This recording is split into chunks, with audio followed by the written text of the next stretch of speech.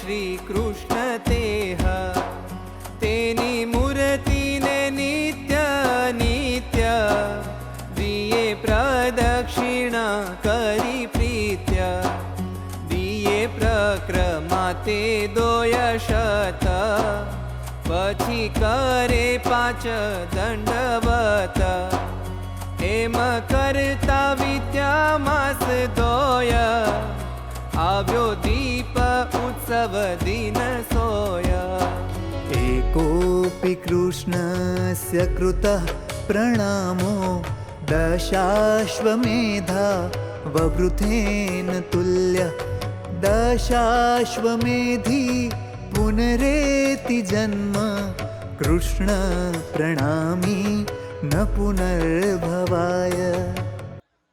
આજે વિક્રમ સંવત 2081 હરિજયંતિના વ્રતના દિવસે વાલા વડતાલ ધામ નિવાસી દેવોની 101 પ્રદક્ષિણા આ બધા સંતો ભક્તો ફર્યા. પૂજ્યપાદ અથાણાવાળા સ્વામીના શિષ્ય વિષ્ણુ સ્વામી પણ આજે ખૂબ કૃપા કરી અમારી સાથે પ્રદક્ષિણા ફર્યા. થોડીવાર ધાંગધ્રાવાળા રામ સ્વામી પણ એ વગેરે ઘણા સંતો ફર્યા. કોઠારી સ્વામી, રામ વલ્લભ સ્વામી, સુખદેવ નાર, વલેરાના મહંત, હરિકેશવ સ્વામી આ બધા સંતો આજે ખૂબ ભાવથી ભગવાનને રાજી કરવા પ્રદક્ષિણાઓ ફર્યા છે. હવે પૂજ્ય વિષ્ણુ પ્રકાશ સ્વામીને વિનંતી કરીશ કે આપ 2 શબ્દો આશીર્વાદ કહેશો. વાલા ભક્તો, સ્વામિનારાયણ ભગવાન આ મંદિરની પ્રદક્ષિણા બહુ ફેર્યા, હો 200 પ્રદક્ષિણા મહિનાઓ સુધી કરતા.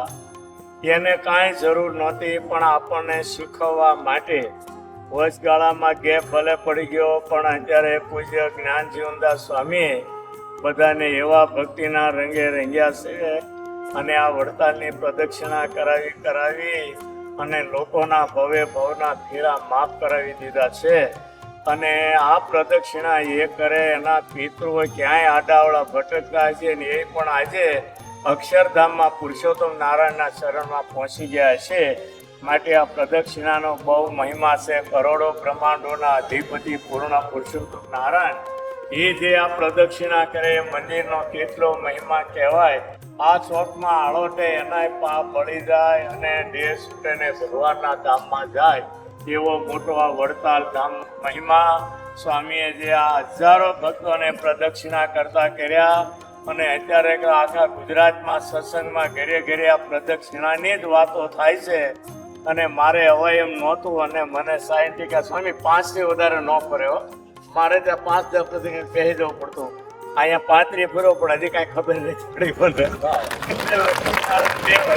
મહારાજ અહીંયા પ્રગટ બિરાજે છે અને ભાવથી તમે જે આ પ્રદક્ષિણા કરી તમારી ઉપર ભગવાન ખૂબ રાજી રહે. ગુરુ પૂજ્ય જ્ઞાનજીવનદાસ સ્વામી તમારા બધા ઉપર ખૂબ રાજી રહી. ભગવાનના શરણોમાં પ્રાર્થના. સૌને મારા ભાવથી જય શ્રી